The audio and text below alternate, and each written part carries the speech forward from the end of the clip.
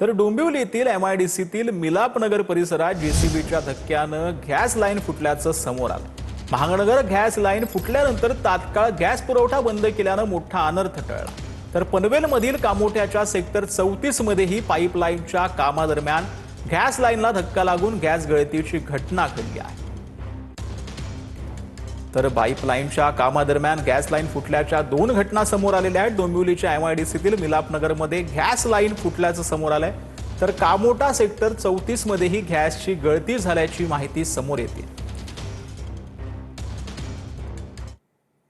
तर आता बातमी आहे भंडाऱ्यामधून। भंडाऱ्याच्या राजीव गांधी चौक परिसरातील HP गॅसच्या गोडाऊनमध्ये सिलेंडरसाठी सकाळपासून नागरिकांची लांबच लांब रांग पाहायला मिळत आहे। अनेक नागरिक तासनतास रांगेत उभे राहूनही सिलेंडर मिळत नसल्यानं संताप व्यक्त करत आहेत। आखाती देशामधील युद्धाच्या इंधन पुरवठ्यावर परिणाम होतो। तर यवतमाळमध्ये गॅस सिलेंडर न मिळाल्यानं नागरिकांचा संताप अनावर झालाय। शहरी भागामध्ये तब्बल 25 दिवसांनी तर ग्रामीण भागामध्ये 45 दिवसांनी गॅस मिळत असल्यानं नागरिकांचा प्रचंड मनस्ताप जो आहे तो सहन करावा लागतोय।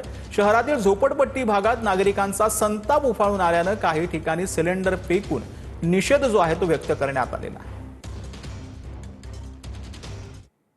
तर जळगावच्या जामनेरमध्ये घरगुती गॅस सिलेंडरसाठी गॅस एजन्सी विरोधात नागरिकांनी रास्ता रोको केला। नागरिकांनी तब्बल 1 ते 1.5 तास जामनेर संभाजीनगर महामार्ग रोखून धरला होता।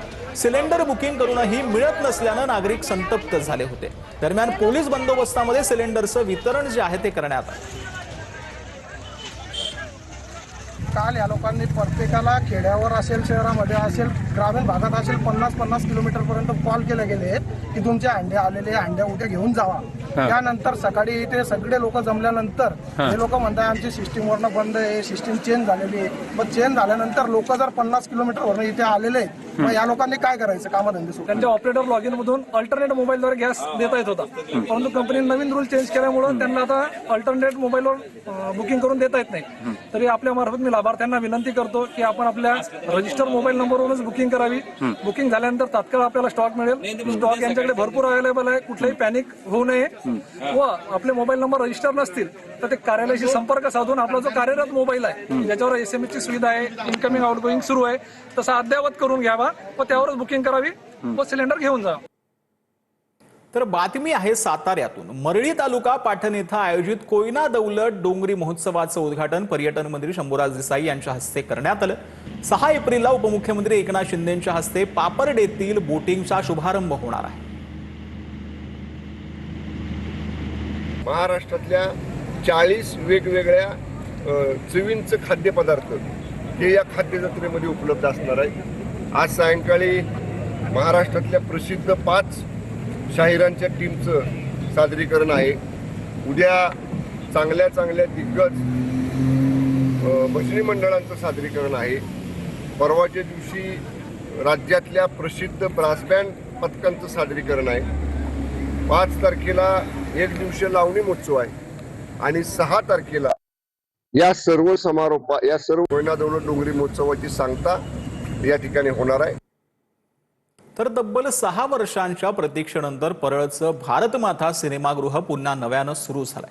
भारतमाता सिनेमागृह कोणताही गाजावाजा न करता सुरू केल्याची चर्चा होती, मात्र आज 6 वर्षांनंतर मराठी चित्रपटाचं प्रीमियर पार पडलंय। निर्मिती सावंत, त्यासोबत ललित प्रभाकर आणि नम्रता संभेराव, शशांक शेंडे यांचा सुपर डुपरचा प्रीमियर सोहळा पार पडलेला आहे। यावेळेला सांस्कृतिक मंत्री जे आहेत आशिष शेलार यांची उपस्थिती।